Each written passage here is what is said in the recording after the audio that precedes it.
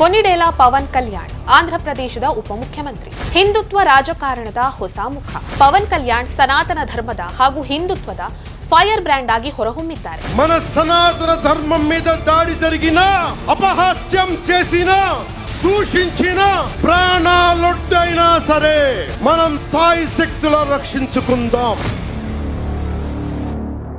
ನಮಸ್ಕಾರ. ಕೊನಿಡೇಲಾ ಪವನ್ ಕಲ್ಯಾಣ್ ಇವರು ಆಂಧ್ರ ಪ್ರದೇಶದ ಉಪಮುಖ್ಯಮಂತ್ರಿ. ಅದಕ್ಕಿಂತಲೂ ಹೆಚ್ಚಾಗಿ ಇವರು ಹಿಂದುತ್ವ ರಾಜಕಾರಣದ ಹೊಸ ಮುಖ. ಯಾರ ಭಯಾನೂ ಇಲ್ಲದೆ ಹಿಂದುತ್ವದ ಬಗ್ಗೆ ಗಟ್ಟಿ ಧ್ವನಿಯಲ್ಲಿ ಮಾತನಾಡುವಂತಹ ನಾಯಕ. ಇವರು ಬಿಜೆಪಿಯ ನಾಯಕನಲ್ಲದೇ ಇದ್ರೂ ಕೂಡ ಆಂಧ್ರ ಪ್ರದೇಶದಲ್ಲಿ ಬಿಜೆಪಿಯ ಪರವಾಗಿ ಪರ್ಯಾಯ ಧ್ವನಿಯಾಗಿ ಹೊರಹೊಮ್ಮುತ್ತಾ ಇದ್ದಾರೆ. ಭಾರತೀಯ ರಾಜಕೀಯದಲ್ಲಿ ಹಿಂದೂಗಳ ಬಗ್ಗೆ, ಹಿಂದುತ್ವದ ಬಗ್ಗೆ, ಹಿಂದೂಗಳ ಆಚರಣೆಗಳ ಬಗ್ಗೆ, ಹಿಂದೂಗಳ ಆತಂಕದ ಬಗ್ಗೆ ಯಾವುದೇ ರಾಜಕಾರಣಿ ಮಾತಾಡಿದ್ರೂ ಕೂಡ ಅವರು ಬಿಜೆಪಿ ನಾಯಕರಾಗಿರ್ತಾರೆ. ಆದರೆ ಇದೇ ಮೊದಲ ಬಾರಿಗೆ ಹಿಂದೂಗಳ ಬಗ್ಗೆ, ಹಿಂದುತ್ವದ ಬಗ್ಗೆ, ಸನಾತನ ಧರ್ಮದ ಬಗ್ಗೆ, ಹಿಂದೂಗಳಿಗಿರುವಂತಹ ಆತಂಕದ ಬಗ್ಗೆ ಬಿಜೆಪಿಯೇತರ ನಾಯಕನೊಬ್ಬ ಮಾತಾಡ್ತಾ ಇದ್ದಾರೆ. ಪವನ್ ಕಲ್ಯಾಣ್ ಸನಾತನ ಧರ್ಮದ ಹಾಗೂ ಹಿಂದುತ್ವದ ಫೈರ್ ಬ್ರ್ಯಾಂಡ್ ಆಗಿ ಹೊರಹೊಮ್ಮಿದ್ದಾರೆ. ಆ ಮೂಲಕ ಅದೆಷ್ಟೋ ಹಿಂದೂಗಳಿಗೆ ಉತ್ತಮ ನಾಯಕನೆನಿಸಿಕೊಂಡಿದ್ದಾರೆ. ಇಸ್ಲಾಂ, ಕ್ರಿಶ್ಚಿಯನ್, ಸಿಖ್, ಬೌದ್ಧ మరియు అన్ని మతాలని గౌరవిద్దాం. మన సనాతన ధర్మం మీద దాడి జరిగిన, అపహాస్యం చేసిన, దూషించిన, ప్రాణాలొడ్డైనా సరే మనం సాయి శక్తుల రక్షించుకుందాం. ಇತ್ತ ತಮಿಳುನಾಡಿನಲ್ಲಿ ಹಿಂದುತ್ವದ ಪರವಾಗಿ ಗಟ್ಟಿಯಾಗಿ ಕೇಳಿ ಬರುವಂತಹ ಧ್ವನಿ ಯಾರ್ದು ಅಂದ್ರೆ ಅದು ಅಣ್ಣಾಮಲೈ ಅವರದ್ದು. ಈ ಕಡೆಯಿಂದ ಆಂಧ್ರ ಪ್ರದೇಶದಲ್ಲಿ ಹಿಂದುತ್ವದ ಪರವಾಗಿ ಮಾತನಾಡುವಂತಹ ನಾಯಕ ಯಾರಿದ್ದಾರೆ ಅಂದ್ರೆ ಅದು ಪವನ್ ಕಲ್ಯಾಣ್ ಅವರು. ಈ ಮೂಲಕ ಇವರಿಬ್ರು ಕೂಡ ದಕ್ಷಿಣ ಭಾರತದ ರಾಜಕೀಯದಲ್ಲಿ ಅತಿ ಹೆಚ್ಚಾಗಿ ಕೇಳಿ ಬರುವ ಹಿಂದುತ್ವದ ಪರವಾಗಿರುವಂತಹ ಧ್ವನಿಯಾಗಿ ಹೊರಹೊಮ್ಮಿದ್ದಾರೆ. ಹಿಂದುತ್ವದ ಬಗ್ಗೆ, ಹಿಂದೂಗಳ ಬಗ್ಗೆ, ಸನಾತನ ಧರ್ಮದ ಬಗ್ಗೆ ಯಾರೇ ತಮ್ಮ ನಾಲಗೆಯನ್ನ ಹರಿಬಿಟ್ರು ಕೂಡ ಪವನ್ ಕಲ್ಯಾಣ್ ಮುಲಾಜಿಲ್ಲದೆ ಖಡಾಖಂಡಿತವಾಗಿ ಅವರ ವಿರುದ್ಧ ಧ್ವನಿಯನ್ನ ಏರಿಸ್ತಾರೆ. ಮೊನ್ನೆಯಷ್ಟೇ ತಿರುಪತಿ ಲಡ್ಡುವಿನ ಕರಾಳ ಸತ್ಯ ಬೆಳಕಿಗೆ ಬಂದಾಗ ಇದು ಮೇಲ್ನೋಟಕ್ಕೆ ಕಾಣುವ ವಿಷಯ ಅಷ್ಟೇ. ಆದ್ರೆ ಕೂಲಂಕುಷವಾಗಿ ಪರಿಶೀಲನೆಯನ್ನ ಮಾಡಿದ್ರೆ ಇದರ ಹೊರತಾಗಿ ಇನ್ನೂ ಅನೇಕ ವಿಷಯ ಇದೆ ಅಂತ ಪವನ್ ಕಲ್ಯಾಣ್ ಹೇಳಿದ್ದಾರೆ. ತಿರುಪತಿಯಲ್ಲಿ ವಾರಾಹಿ ಸಭೆಯನ್ನುದ್ದೇಶಿಸಿ ಸನಾತನ ಧರ್ಮಕ್ಕೆ ಇರುವಂತಹ ಅಡೆತಡೆಗಳ ಬಗ್ಗೆ ಮಾತಾಡ್ತಾರೆ. ಸನಾತನ ಧರ್ಮವನ್ನ ನಾಶ ಮಾಡ್ತೀನಿ ಅಂತ ನಾಲಗೆಯನ್ನ ಹರಿಬಿಡುವಂತಹ ವಿರೋಧಿಗಳ ವಿರುದ್ಧ ಹೋರಾಡೋದಕ್ಕೆ ನಾನು ಸದಾ ಸಿದ್ಧ ಅಂತ ಘರ್ಜಿಸ್ತಾರೆ. We should communicate our pain. We should tell the group of pseudo-secularists of this nation, no matter which nook and corner you are, let me tell you, secularism is not one way, it is two way. ಮರ್ಯಾದೆ ಇవ్వండి, ಮರ್ಯಾದೆ తీసుకోండి. ಸನಾತನ ಧರ್ಮವನ್ನ ರಕ್ಷಿಸೋದಕ್ಕಾಗಿ ರಾಷ್ಟ್ರೀಯ ಮತ್ತು ರಾಜ್ಯ ಮಟ್ಟದಲ್ಲಿ ಮಂಡಳಿಯೊಂದನ್ನ ಸ್ಥಾಪಿಸಬೇಕು ಅಂತ ಕರೆ ನೀಡ್ತಾರೆ. ಸನಾತನ ಧರ್ಮವನ್ನ ರಕ್ಷಿಸೋದಕ್ಕೆ ಮತ್ತು ಸನಾತನ ಧರ್ಮದ ನಂಬಿಕೆಗೆ ತಡೆ ಉಂಟು ಮಾಡುವಂತಹ ಕೆಲ ಕ್ರಮಗಳನ್ನ ತಡೆಯೋದಕ್ಕಾಗಿ ಒಂದು ರಾಷ್ಟ್ರೀಯ ಕಾಯ್ದೆಯ ಅಗತ್ಯ ಇದೆ ಅಂತ ಹೇಳ್ತಾರೆ. ಈ ಕಾಯ್ದೆಯ ಮೇಲ್ವಿಚಾರಣೆಗಾಗಿ ರಾಷ್ಟ್ರೀಯ ಮತ್ತು ರಾಜ್ಯ ಮಟ್ಟದಲ್ಲಿ ಸನಾತನ ಧರ್ಮ ಸಂರಕ್ಷಣಾ ಮಂಡಳಿಯನ್ನ ಸ್ಥಾಪಿಸಬೇಕು ಅನ್ನುವಂತ ಪ್ರಸ್ತಾಪವನ್ನ ಕೂಡ ಮುಂದಿಡ್ತಾರೆ. Because when governments and boards are not acting well, there should be some other monitoring mechanism in India, in Bharat. It should be Sanatana Dharma Parirakshana Board is the order of the day. It is very essential. That's what I feel. ತಮ್ಮ vote bank ರಾಜಕಾರಣಕ್ಕಾಗಿ ಯಾವಾಗಲೂ ಶ್ರೀರಾಮನನ್ನ ಎಳೆದು ತರ್ತಾ ಇರುವಂತಹ ಕಾಂಗ್ರೆಸ್ನ ಯುವರಾಜ ರಾಹುಲ್ ಗಾಂಧಿಗೆ ನೀವು ಯಾವತ್ತೂ ರಾಮನಿಗೆ ಬೈಯೋದಕ್ಕೆ ಧೈರ್ಯ ಮಾಡಬೇಡಿ ಅಂತ ಖಡಕ್ ಆಗಿ ವಾರ್ನ್ ಮಾಡ್ತಾರೆ. The honorable opposition leader Sri Rahul Gandhi says Ayodhya ceremony, when he compares to it as a Nachigahan Sabha, and you want the votes of all the Sanatani Hindus to get into the power, to be a political leader, to be in the opposition, and you want all the votes of Sanatani Hindus, but you don't respect Lord Rama.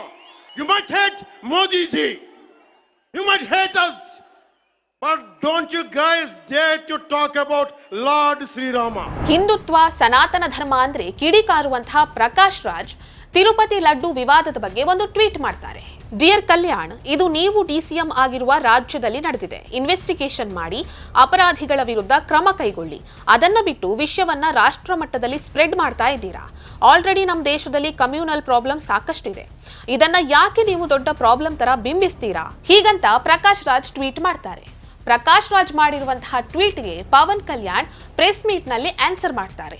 ಒಂದು church ನಲ್ಲಿ ಸಮಸ್ಯೆ ಆದ್ರೂ ಅದನ್ನ ನಾನು ಕೇಳ್ತೀನಿ, ಒಂದು ಮಸೀದಿಯಲ್ಲಿ ಸಮಸ್ಯೆ ಆದ್ರೂ ಅದನ್ನ ನಾನು ಕೇಳ್ತೀನಿ, ಆದ್ರೆ ದೇವಸ್ಥಾನದಲ್ಲಿ ಸಮಸ್ಯೆ ಆದಾಗ ಅದರ ಬಗ್ಗೆ ನಾನು ಪ್ರಶ್ನೆ ಮಾಡಿದ್ರೆ ಅದನ್ನ ಮಾತ್ರ ಯಾಕೆ ದೊಡ್ಡ ಇಶ್ಯೂ ಮಾಡ್ತೀರಾ ಅಂತ ప్రకాష్ రాజ్ಗೆ ముఖಕ್ಕೆ ಹೊಡೆದಾಗೆ ಹೇಳ್ತಾರೆ. అరే నేను మాట్లాడుతుంది ఒక హిందువులు అపవిత్రం గురించి మాట్లాడుతున్నాను. ఇందులో ప్రకాష్ రాజ్ గారికి సంబంధం ఏంటి? ఇందులో నేను ఇంకొక మతాన్ని నిందించానా, ఇస్లాంని నిందించానా, Christianity నిందించానా?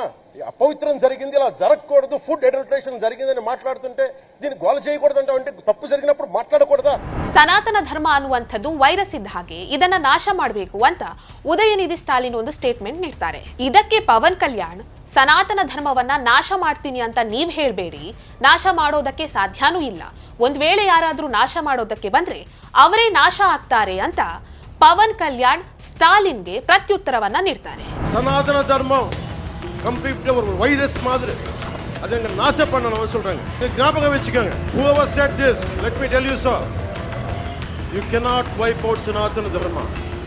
If anyone tries to wipe out Sanatana Dharma, let me tell you, from the feet of Lord Balaji, you will be wiped out. ಚುನಾವಣೆಗೂ ಮುನ್ನ ಪವನ್ ಕಲ್ಯಾಣ್ ಜಗನ್ ಸರ್ಕಾರದ ವಿರುದ್ಧ ಗುಡುಗಿದ್ರು. ದೇವಸ್ಥಾನಗಳು ಮಾತ್ರ ಸರ್ಕಾರದ ಅಧೀನದಲ್ಲಿರಬೇಕಾ, ಚರ್ಚ್ ಮತ್ತು ಮಸೀದಿಗೆ ಯಾಕೆ ಈ ರೂಲ್ಸ್ ಇಲ್ಲ ಅಂತ ಗುಡುಗಿದ್ರು. ಹೀಗೆ ಸನಾತನ ಧರ್ಮದ ತಂಟೆಗೆ ಬಂದವರನ್ನ ಮುಲಾಜಿಲ್ಲದೆ ತರಾಟೆಗೆ ತೆಗೆದುಕೊಂಡಿದ್ದಾರೆ ಪವನ್ ಕಲ್ಯಾಣ್. ಜಗನ್ ಅಧಿಕಾರಾವಧಿಯಲ್ಲಿ ಇದ್ದಾಗ ಆಗಿದ್ದಂತಹ ಪಾಪಗಳ ಪ್ರಾಯಶ್ಚಿತ್ತಕ್ಕಾಗಿ 11 ದಿನಗಳ ವ್ರತವನ್ನ ಕೈಗೊಂಡು ಅದನ್ನ ಕೂಡ ಪೂರ್ಣಗೊಳಿಸಿದ್ರು ಪವನ್ ಕಲ್ಯಾಣ್. ಸಿನಿಮಾ ನಾಯಕನಾಗಿದ್ದ ಪವನ್ ಕಲ್ಯಾಣ್ ರಾಜಕೀಯದ ಪವರ್ ಸ್ಟಾರ್ ಆಗಿ ಹೊರಹೊಮ್ಮಿದ್ದಾರೆ. ಆ ಮೂಲಕ ರನ್ ಆಫ್ ದ ಮಿಲ್ ರಾಜಕಾರಣಿ ಅಲ್ಲ ಅನ್ನುವಂಥದ್ದನ್ನ ಸಾಬೀತುಪಡಿಸಿದ್ದಾರೆ. ನಟನಾಗಿದ್ದ ಪವನ್ ಕಲ್ಯಾಣ್ ರಾಜಕೀಯ ಜೀವನವನ್ನ ಆರಂಭಿಸಿದ್ದು ಮಾರ್ಚ್ 14, 2014ರಂದು ಜೆಎಸ್ಪಿ ಅನ್ನುವಂಥ ಪಕ್ಷವನ್ನ ಸ್ಥಾಪಿಸುವ ಮೂಲಕ.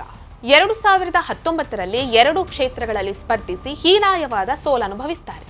ಹೀಗಾಗಿ ರಾಜಕೀಯದಲ್ಲಿ ಪವನ್ ಕಥೆ ಫಿನಿಶ್ ಅಂತ ಅನೇಕರು ಭಾವಿಸ್ತಾರೆ. ಸಾಮಾನ್ಯವಾಗಿ ಸಿನಿ ತಾರೆಯರು ರಾಜಕೀಯದಲ್ಲಿ ಒಮ್ಮೆ ಸೋಲನುಭವಿಸಿದ ನಂತರ ಮತ್ತೆ ರಾಜಕೀಯಕ್ಕೆ ವಾಪಸ್ಸಾಗಲ್ಲ. ಆದ್ರೆ ಪವನ್ ಹಾಗಲ್ಲ. 2024ರ ಆಂಧ್ರಪ್ರದೇಶದ ವಿಧಾನಸಭಾ ಚುನಾವಣೆಯಲ್ಲಿ ಸ್ಪರ್ಧಿಸಿ ಗೆಲುವಿನ ನಗೆಯನ್ನ ಬೀರ್ತಾರೆ.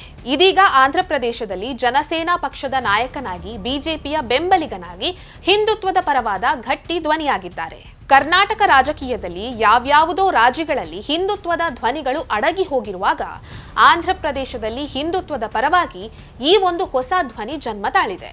ಪವನ್ ಕಲ್ಯಾಣ್ ಹಾಗೂ ಅಣ್ಣಾಮಲೈನಂತಹ ಹಿಂದುತ್ವದ ಪರವಾಗಿರುವಂತಹ ಧ್ವನಿಗಳ ಮೂಲಕ ಬದಲಾವಣೆಯಾಗುವಂತಹ ಸಾಧ್ಯತೆಗಳು ಕಾಣ್ತಾ ಇದೆ. ಹಿಂದುತ್ವದ ಧ್ವನಿಗಳಾಗಿರುವ ಅಣ್ಣಾಮಲೈ ಹಾಗೂ ಪವನ್ ಕಲ್ಯಾಣ್ ಅವರ ದಾರಿಯಲ್ಲಿ ಇನ್ನೊಂದಿಷ್ಟು ಸ್ವತಂತ್ರ ರಾಜಕೀಯದ ಧ್ವನಿಗಳು ಹುಟ್ಟಬಹುದೋ ಏನೋ. ಇನ್ನು ಈ ವಿಡಿಯೋ ನಿಮಗೆ ಇಷ್ಟ ಆಗಿದ್ದಲ್ಲಿ ಲೈಕ್ ಮಾಡಿ, ಶೇರ್ ಮಾಡಿ, ಕಮೆಂಟ್ ಮಾಡಿ.